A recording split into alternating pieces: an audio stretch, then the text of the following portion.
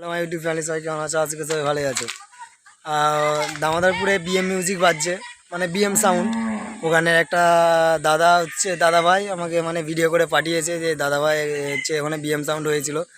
আর আমি যেতে পারিনি, কারণ আমার গাড়ি পেছন চাকাটা বাসটা মানে লিক হয়ে গেছে আর কি, ওই জন্য যেতে পারিনি। তো দাদাভাইকে বলেছিলাম, দাদাভাই আমাকে ভিডিওটা করে পাঠিয়েছে।